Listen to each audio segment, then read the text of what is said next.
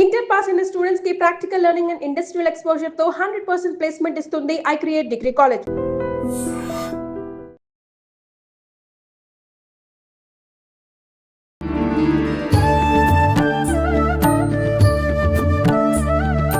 నమస్కారం గురుగారు. ఆశీర్వచనం తల్లి.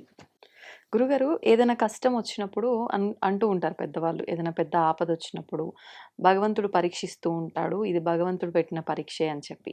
నిజంగా భగవంతుడే ఒక భక్తుడిని పరీక్షిస్తాడా? లేదు అని అంటే మనం ఏం చేసినా కర్మగా మారుతుంది, గత జన్మ కర్మ వల్లే ఈ జన్మలో అనుభవిస్తున్నాము అంటారు. మరి కర్మ వల్ల మనం అనుభవిస్తున్నాం అనుకోవాలా? ఏ రకంగా తీసుకోవచ్చు అంటారు? శ్రీ మహాగణాధిపతయ నమ. ఐం మహాసరస్వత్యే నమ. శ్రీ లలితాంబికాదేవియే నమ.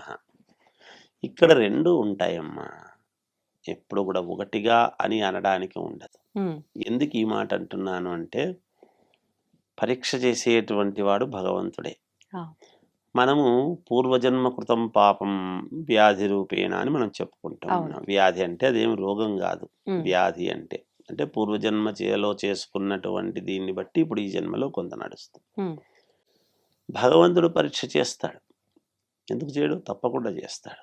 ఎందుకంటే వీడు నిలబెట్టుకోగలడా లేదా అనేటువంటిది. మీకు ఉదాహరణకు చెప్తాను చూడండి. వీళ్లకు చాలా డబ్బులు ఇస్తాడు. డబ్బులు ఇచ్చినప్పుడు మనం పోగొట్టుకుంటాం.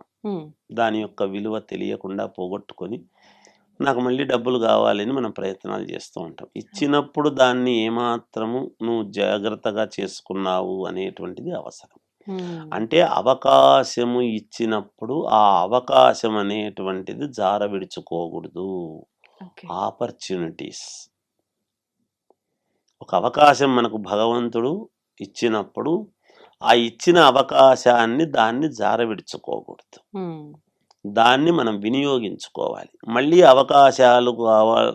అవకాశాల కోసం ఎదురు చూడాలి. ఎదురు చూడాలి అంటే ఏం చేయాలి? అవకాశం వచ్చేట్టుగా క్రియేట్ చేసుకోవాలి మళ్ళీ మనమే. అంటే మనకు ఒక తెలివి భగవంతుడు, అందుకే జంతువునాం నరజన్మ దుర్లభం అని, మనిషికి ఒక తెలివి, ఒక యాక్టివిటీ ఇచ్చినాడు చేయడానికి. నీకు ఒక అవకాశం ఇచ్చినాడు, ఒక దారి చూపించినాడు. అందుకనే మహాకవి శ్రీశ్రీ ఒక మాట అన్నాడు చూడండి. నీవు పరిగెత్తు, వీలైతే నడుచు, లేదా అలా ఇలా కదులు, ఒకే చోట కూర్చొని ఉండిపోకు, నువ్వు ఉన్నావని తెలుపు అన్నాడు. ఎందుకంటే కదలిక అవసరం. నువ్వు ఒక చోట కూర్చుంటే నీకేం పని జరుగుతుంది?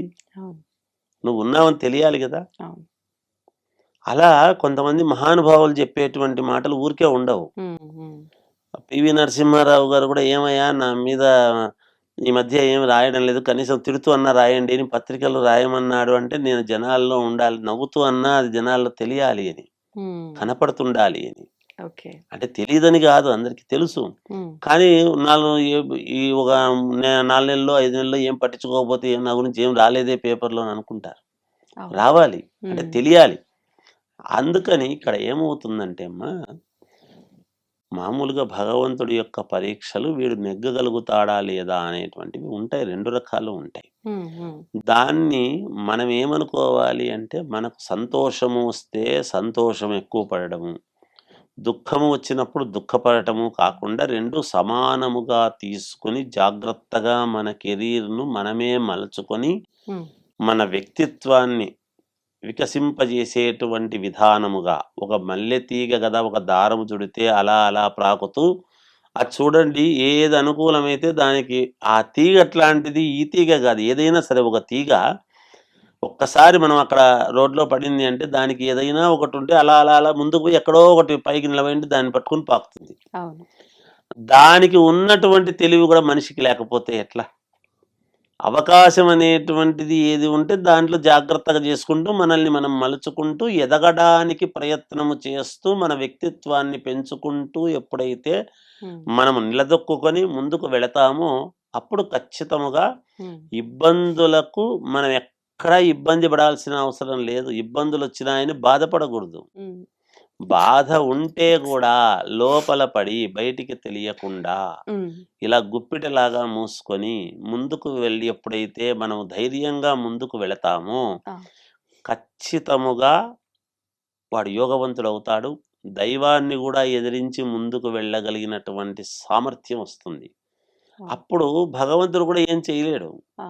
మన కెరీర్‌ని మనమే మలుచుకున్న వాళ్ళం అవుతాం. హ్మ్. అవకాశాలు ఎన్నో ఉన్నాయి. ఇన్ని రకాల అవకాశాలు ఇచ్చినాడు అవును. ప్రపంచంలో. నేనెందుకు దానికి వెళ్ళకూడదు, దీనికి వెళ్ళకూడదు, వెళ్ళొద్దని ఎవరన్నారు? హ్మ్. భగవంతుడు నువ్వు ఇదే మనం ఏమనుకుంటామంటే మనకి ఇదే రాసి పెట్టాడు. అవును. మనకి ఏది రాసి పెట్టి ఉంటే అది జరుగుతుందని అదే మనం జరుగుతుంది. చెప్పుకున్నాం. ఓకే. రాసి పెట్టి ఉండొచ్చు. హ్మ్. కానీ దాంట్లో నుంచి ఇంకో దాంట్లోకి ఏం చేయొచ్చు అనేటువంటి ఆలోచన మనకు రావాలిగా. అవును. ఆ ఆలోచనలతో ముందుకు వెళ్ళాలి గదా! హ్మ్. కానీ మనకొచ్చిన ఆలోచన వల్ల మనం తీసుకునే నిర్ణయం సరైనదా కాదా తేల్చుకోలేని స్థితిలో చాలా సార్లు మిగిలిపోయి ఆగిపోతాం కదా గురుగారు. మరి దాని నుంచి బయటకి రావాలి అంటే మనకి ఏమి హెల్ప్ అవుతుంది? గురువులు, గురువులు. గురువు హ్మ్. నీకు నమ్మకమైనటువంటి గురువు. ఓకే. నీకు సరైనటువంటి అవగాహనతో చెప్పగలిగినటువంటి వాడు ఎవడో అని ఎంచుకోవాల్సిన బాధ్యత కూడా నీది. హ్మ్. గురువులున్నారు, హ్మ్. మార్గదర్శకులున్నారు, దాంట్లో నిష్ణాతులున్నారు. హ్మ్. ఒక ఉన్నతమైనటువంటి కవి దగ్గరికి నేను ఇలా రాయాలి అనుకున్నవాడు ఆ కవి దగ్గర చేరతాడు. హ్మ్. ఆయన ఎలా రాస్తున్నాడు, ఏమిటి మెళకువలు తెలుసుకుంటాడు, నేర్చుకుంటాడు. ఆ! నేర్చుకో. ఒక్కోసారి ఆ కవి కంటే గూడా ఈ చేరినటువంటి కవి ఇంకా అద్భుతమైనటువంటి పదాలు వేసి ఒక అద్భుతాన్ని సృష్టించవచ్చు. హ్మ్. అవును. తప్పులేదు కదా! అవును. అలాగే ఒక శిల్పి చెక్కేటువంటి వాడు. నేను నేర్చుకోవాలన్నప్పుడు ఒకడి దగ్గర శుశ్రూష చేస్తాడు. ఆ! నేర్చుకుంటారు. వెళతారు. ఆ! మార్గదర్శకులున్నారు గదమ్మా! అవును. అందుకే ఒక పనిలో నేను ఏదైనా ఫెయిల్యూర్ అవుతున్నాను. ఎక్కడ ఫెయిల్యూర్ అవుతున్నాము? ఎందుకు? ఏమిటి? 1, 2 కావచ్చు. హ్మ్. డిసప్పాయింట్ కాకూడదు ఎప్పుడు గూడా. జీవితం అన్న తర్వాత ఇది ప్రయత్నం. హ్మ్. ప్రతి ప్రయత్నంలోనూ ఒక అపజయము వచ్చే విజయానికి తొలిమెట్టు అంటాడు. తర్వాత విజయం వస్తుంది. అందుకే మనకు వెన్నెల కొన్నాళ్ళు, చీకటి కొన్ని ఇట్లాంటి ఉపమానాలన్నీ చెప్తుంటాం. ప్రతి అవును. వాళ్ళ జీవితంలోనూ వెలుగుంటుంది. ప్రతి వాళ్ళ జీవితంలోనూ యోగం ఉంటుంది. హ్మ్. ప్రతి వాళ్ళ జీవితంలోనూ ఎదుగుదల ఉంటుంది. దాన్ని వాళ్ళు గుర్తించడము. ఓకే. వాళ్ళు గుర్తించుకొని వాళ్ళకు నమ్మకమైనటువంటి వాళ్ళ దగ్గర చూసుకొని, హ్మ్. ఒకవేళ జాతక ప్రకారంగా ముందుకు నేను వెళ్ళగలనా? లేదా? అనేటువంటి ఆలోచనలు చేసి, హ్మ్. అనుకూలవంతంగా చేసుకొని ముందుకు వెళితే ప్రతి వాడు జీవితంలో సక్సెస్ అవుతాడమ్మా. సక్సెస్ కానివాడంటే ఎవరు ఉండరు. హ్మ్. ఖచ్చితంగా అవుతారు. ఒకరొకరు ఒక్కో రకమైనటువంటి దాంట్లో సమాజంలో ముందుకు వెళుతూ ఉంటారు. అవును. అందుకని అది మార్గదర్శకులున్నారు గదమ్మా! హ్మ్. లేకపోలేదు గదా! అవును. అవి చేసుకొని ముందుకు వెళితే తప్పకుండా విజయం అనేటువంటిది ప్రతి మనిషికి విజయం అందుతుందమ్మా. హ్మ్. డిసప్పాయింట్ కారాదు. నా చేతననే ఇంతేలే, నాకు కుదరదులే. అందుకే ప్రతి వాళ్ళు ఇంట్లో మనకు మంచి జరగాలి అంటే మంచి మాటలు మాట్లాడాలి. అవును. మంచి నిర్ణయాలు తీసుకోవాలి. హ్మ్. ఎప్పుడూ దరిద్రము అనేటువంటి పదము గాని, హ్మ్. నేనింతేలే అని పోట్లాటలు గాని, రగడలు గాని, గట్టిగా అరుపులు గాని, ఇవన్నీ గూడా ఇండ్లల్లో ఉండగూడదు. హ్మ్. ఇంట్లో ప్రశాంతత అనేటువంటిది ఎప్పుడైతే మనం ఎంత బాధ ఉండినా, ప్రశాంతత, ఔన్నత్యము, గట్టిగా అరుపులు, బాధ, హ్మ్. నిరంతరం ఇలాంటివి లేకుండా మనం జాగ్రత్తగా ఉన్నంతలో సంతోషాన్ని ఎప్పుడైతే వ్యక్తపరుస్తామో, అరే! ఇంత ఇబ్బంది ఉండినా వీడి ముఖంలో ఏమాత్రము కనిపించకుండా ఉన్నాడే వీడు హ్మ్. అనేటువంటి దీంతో భగవంతుడు కూడా మనకప్పుడు తోడవుతాడు. ఓహో! ఖచ్చితంగా భగవంతుడు ఎక్కడుంటాడు అంటే, ఎంత ఇబ్బంది ఉండినా ప్రసన్న వదనముతో ఎప్పుడైతే భగవంతుడికి దీపారాధన చేస్తూ ఉన్నప్పుడు ఎంత కష్టమన్నా ఉండని, హ్మ్. ఎంత ఇబ్బందన్నా ఉండని, దీపారాధన చేస్తూ ఉన్నప్పుడు, హ్మ్. తండ్రి నా వంతు ధర్మం నేను చేస్తున్నాను అని చిరునవ్వుతో ఎప్పుడైతే మనము దీపారాధన చేస్తామో, ఆ వెలుగు జీవితాంతము మనలో మనకొక గొప్ప వెలుగును భగవంతుడు తప్పకుండా ఇచ్చి తీరుతాడు అని ఉంది. ఓకే. మన చేతుల్లోనే ఉంటుంది మన జీవితం. ఎవ్వడో మన జీవితాన్ని నాశనం చేస్తాడు. వాడు నన్ను చాలా ఇది జేస్తున్నాడు. హ్మ్. నన్ను తొక్కేస్తున్నాడు. నన్నేదో నాకు తప్పుదోవ పట్టిస్తున్నాడు. ఉంటారు. హ్మ్. మనము పైకెక్కుతూ ఉన్నప్పుడు ప్రతివాడు కిందికి లాగాలనే చూస్తాడు. హ్మ్. లాగేటువంటి వాడికి అవకాశము ఇవ్వకుండా 1, 2 సార్లు జారినా మళ్ళీ ప్రయత్నం జేసి ఎక్కాలి అనే దృఢ సంకల్పము నీకు ఉంటే నిన్ను ఆపగలిగినటువంటి భగవంతుడు కూడా ఆపలేడు. హ్మ్. భగవంతుడు అవకాశమే ఇవ్వడు గదా! ఆపేవాడైతే నీకు అవకాశం ఎందుకిస్తాడు? ఓకే. భగవంతుడు ఆపేవాడైతే నీకు అవకాశమే ఇవ్వడు. నీకు హ్మ్. అవకాశం ఇచ్చినాడు అంటే ఎక్కగలిగిన వాళ్ళు ఎక్కండ్రా అని వదిలేసినాడు. హుహుహు. ఎక్కగలిగిన వాడు శిఖరం ఎక్కుతారు. ఎక్కుతాడు. ఎక్కలేని వాడు జారి కింద పడుతుంటాడు. అది నీ తప్పు జారడం.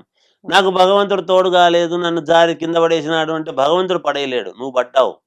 Try and try and try and try again. మళ్ళీ మళ్ళీ మళ్ళీ ప్రయత్నించు, తప్పకుండా సక్సెస్ అవుతావు.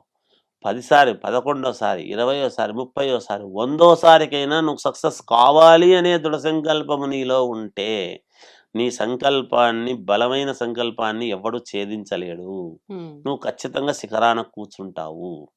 మన ఆత్మవిశ్వాసమే మన గెలుపుకు మూలం, మన మనోధైర్యమే మన గెలుపుకు మూలం. అది ఉండాలి. మన దృఢ సంకల్పమే మన గెలుపుకు మూలంగా పెట్టుకొని వెళ్ళాలి.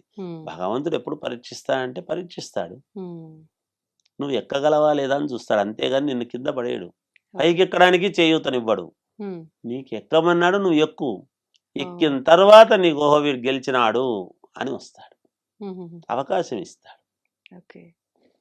టీచరు గొప్పవాడమ్మా, పరీక్షలు రాయమంటారు, నీకు చదువంతా చెప్పినాడు, బాగా రాసిన వాడిని అభినందిస్తాడు టీచరు. అంతేగాని టీచర్ ఇట్లా రాయి, అట్లా రాయి, ఎదురా ఎదురాయి అని చెప్పడు, ముందు చెప్పుంటాడు. దాంట్లో అవకాశం ఇచ్చిన తర్వాత అందరికీ నేర్పించినాడు కదా, అందరికీ చదువు చెప్పినాడు క్లాసులో టీచరు. మరి బాగా తెలుసుకున్న వాడేవాడు, బాగా విని రాసిన వాడేవాడు, వాడు ముందుకు పోతాడు. వాడు ఆత్మస్థైర్యంతో చదివి, బాగా రాత్రి పగలు చదివి నేను బాగా రాస్తాను అని చెప్పి పోయినవాడు పేపర్లు తీసుకొని రాసేస్తాడు, వాడిని అభినందిస్తాడు అంతే టీచరు. టీచర్ సహకారం చేస్తాడా? భగవంతుడు కూడా అంతే. రాయకుండా ఉండేవాడికి చెప్పడు, రాసేవాడికి చెప్పడు. భగవంతుడు చూస్తుంటాడు టీచర్ లాగా. నేను అందరికీ అవకాశం, అందరికీ పేపర్లు ఇచ్చిన, అందరికీ చదువు చెప్పిన, ఎవడు నేర్చుకున్న దాన్ని బట్టి వాడికి ఉంటుంది. అంతే కదా, అంతే సింపుల్ అమ్మా. అంటే ఏం చేసినా ఒక జ్ఞానంతో, ఒక ఎరుకతో మనం అడుగు వేయాలి. అంతే కదమ్మా. భగవంతుడు మనము సృష్టించేంత వరకు కర్త. ప్రతి దానికి నాకు భగవంతుడు తోడైనాడు, నేను కారు కొన్నా, నీకు ఈ కారు కొనుక్కోవాలి, బెంజ్ కారు కొనుక్కోవాలనే ప్రేమ నీకు ఉండదు, కొన్నావు, నీకు డబ్బు అనుకూలమైంది, నాకు భగవంతుడు డబ్బు ఇచ్చినాడు అంటే. భగవంతుడు డబ్బు ఇవ్వడం అనేటువంటిది నువ్వు అనుకుంటున్నావు. నువ్వు శ్రమపడి నీ తండ్రికి శ్రమ పెట్టి, ఆయన శ్రమపడి డబ్బు పెట్టినాడు, ఆయనకు తోడైనాడు, ఇచ్చినాడు, బాగుంది. నీకు అదే ఉంటుందని లేదు కదా, నువ్వు కూడా శ్రమపడి దాన్ని నిలబెట్టుకోవాలి కదా. తండ్రి సంపాదించినటువంటిది కొడుకులు నిలబెట్టుకోవాలి. నిలబెట్టుకోవడమే కాకుండా నీ సంపాదనతో తండ్రి సంపాదనకు యాడ్ అయ్యి చూసుకునేటువంటి విధానముగా నువ్వు ఉండాలి. తండ్రిది ఉంది కదా, నాకెందుకులే, నేను సంపాదన ఎందుకు కూర్చొని తింటానులేంటిది కరిగిపోతుంది. నీ పని ఏమిటి? నీ బాధ్యత అది నిర్వర్తించాలి కదా. అందుకని ఇక్కడ మనం ఏం చేస్తాము అంటే, మన కష్టే ఫలి అనేటువంటి పదం ఎందుకు వచ్చింది? కష్టపడాలి. కష్టపడి ఏదైతే సాధించుకుంటావో దాంట్లో ఔన్నత్యము, నీ స్వశక్తితో నువ్వు సంపాదించుకున్నావు అనేటువంటిది ఉంటుంది. ఎవడో ఇచ్చింది ఎంతసేపు ఉంటుంది? ఉండదు. అందుకని జాగ్రత్త పడితే భగవంతుడు ఎప్పుడూ కూడా పరీక్ష చేసేది చేస్తూ ఉంటాడు. వీడు ఎక్కని అనేటువంటి దాని నుంచి భగవంతుడు నన్ను చాలా పరీక్ష చేస్తున్నా అంటే భగవంతుడే పరీక్ష చేయడు. ఇబ్బందులు వస్తూ ఉంటాయి, పరీక్షని మనం అనుకుంటాం, అయితే చూస్తుంటాడు భగవంతుడు. నాకు సమయానికి నాకు భగవంతుడు ఎందుకో అనుకూలించలేదు అంటే, ఎందుకు అనుకూలించాలి అసలు? ఫస్ట్ ఎందుకు, నీకు దేనికి అనుకూలించాలి? నీకు శక్తినిచ్చినాడు, నువ్వు దాన్ని సమన్వయం చేసుకొని వెళ్ళాలి. అంతేగాని భగవంతుడిని చేయబట్టుకుని నడిపించాడు కదా. అవకాశం ఇచ్చినాడు, ఎదుగు. నువ్వు ఎంతవరకు ఎదుగుతావో నీకు ఆకాశమే హద్దని వదిలిపెట్టినాడు. నువ్వు ఉన్నతంగా ఎదుగుతావా, పవిత్రముగా ఎదుగుతావా, అందరినీ ఆశ్చర్యపరిచేట్టుగా ఎదుగుతావా, లేదా అందరికీ ఎవ్వరికీ పనికి రాకుండా హీనుడవై బ్రతుకుతావా, ఛాయిస్ నీకే వదిలిపెడతాడు. నువ్వు పోయిన జన్మలో చేసుకున్నటువంటి దాన్ని బట్టి నీ జ్ఞానం, నేనేం చేసా, వచ్చే జన్మలో నేను ఏమి కాకూడదు అని అనుకోవటానికి. అందుకే మనకు గరుడ పురాణం ఏం చెప్తుంది? పురాణాలు ఎందుకు వింటున్నాం మనము? పురాణాలు వింటున్నప్పుడు పురాణాల్లో ఉండేటువంటి అనవసరమైన మాటలు మనం వింటున్నాం. మీకు ఉదాహరణకు ఒక మాట చెప్తాను దీనికి. ద్రౌపదీదేవిని, ఆమె నేను ఏకవస్త్రిని, పైగా ఆమె ఋతుక్రమంలో ఉన్నాను నేను అని అన్నప్పుడు, ఏకవస్త్రిని అన్నప్పుడు ఆమెను జర ఈడ్చుకొని రావటం అనేది జరిగింది. అందుకే ఋతుస్రావంలో ఉండేటువంటి వాళ్ళని ఎందుకు చూడకూడదు వాళ్ళు లోపల ఉండాలని పూర్వం అనిన్నారు అంటే, అట్లా చూసినందుకే చూసిన వాళ్ళందరూ గూడా ఆ యుద్ధంలో చనిపోవడం జరిగింది. ఓహో! అలాంటి ఆమె అంత కోపోద్రిక్తురాలై చూసింది అందరిని గూడా. హ్మ్.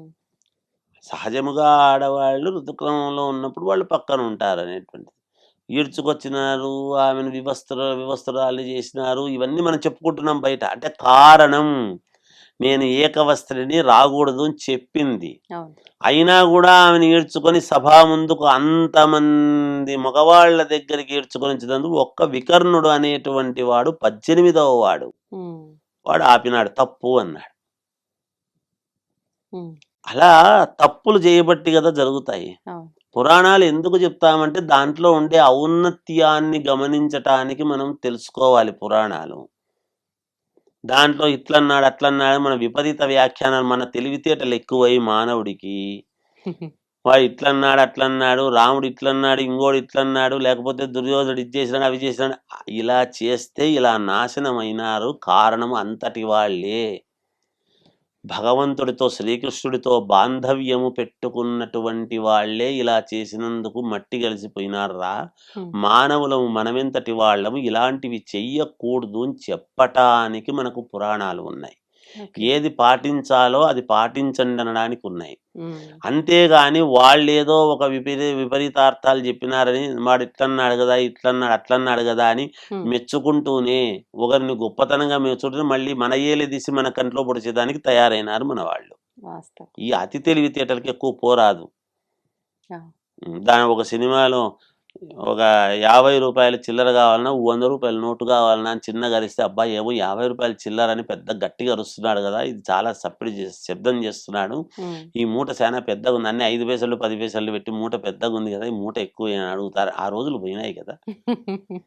పురాణాల్లో కూడా మనం మంచి చెప్తున్నామా? పురాణాలను మెచ్చుకుంటూ మనం తప్పుడు స్లోగాన్ని ఇస్తున్నామా? అవును. అమ్మ మనలో వాళ్ళే, బయటి వాళ్ళెవ్వరూ మనకు అపకారం చేయరు. ఎప్పుడు కూడా గుర్తుపెట్టుకోవాలి. హ్మ్. వేరే దేశస్థులొస్తే మనల్ని ఏదో ఇబ్బంది పెట్టేటువంటి రోజులు పోయినాయి. పోయినాయి. మన వాళ్ళే, మన పక్కనుండే వాళ్ళే, మన పాండిత్యం తెలిసినటువంటి వాళ్ళే మన ఏలెదీసి మన కన్ను పొడచడానికి, హ్మ్. నేను దాంట్లో ప్రశ్నలు ఎక్కువ వేస్తున్నా, నా తెలివి పెద్దది గదా అనుకోని, హ్మ్. ఎప్పుడైతే పురాణాలను అపహాస్యం జేసి, పురాణ పురుషులను ఎప్పుడైతే అపహాస్యం జేసి మాట్లాడతామో, హ్మ్. మన పాండిత్యం అక్కడే పోయింది నాశనమని అర్థం జేసుకోవాలి. హ్మ్. పొర్రపాటును గూడా విమర్శించరాదు. ఓకే. అది తెలుసుకోవాలి. అందుకని మన చేతుల్లోనే, మన దీంట్లోనే మనము ముందుకు వెళ్ళవచ్చు తల్లి. ఉంటుంది భగవంతుడి యొక్క ఇది ఉంటుంది, పరీక్ష ఉంటుంది అని మనం అనుకుంటాము. హ్మ్. కానీ అలా అనుకోకుండా జాగ్రత్తగా చేసుకుంటే ప్రతి వాడు ముందుకు వెళ్తాడమ్మా. అందులో సందేహమేమీ లేదు. ధన్యవాదాలు గురువుగారు. జయోస్తు. And for more videos, Please subscribe to iDream. Please subscribe to iDream. Please subscribe iDream. And please subscribe to iDream. For more videos, subscribe to iDream. please like, share, and subscribe to the channel. Congratulations, iDream. subscribe to iDream. Subscribe to iDream. So subscribe to iDream Media. iDream ki iDream team andarki huge congratulations. Please subscribe iDream Media. Please subscribe to iDream. Subscribe iDream. Please subscribe to iDream. iDream అంటే నా కళల channel subscribe చేసుకున్న నోరు తిరుగుతలేదు. మీరైతే గంట గుర్తు కొట్టండి. For more such videos, please subscribe to iDream. Subscribe to iDream. Please subscribe to iDream. Please subscribe iDream Media. Please do subscribe to iDream. Please subscribe to iDream Media. For best entertainment and information, please subscribe iDream. And don't forget to subscribe to iDream.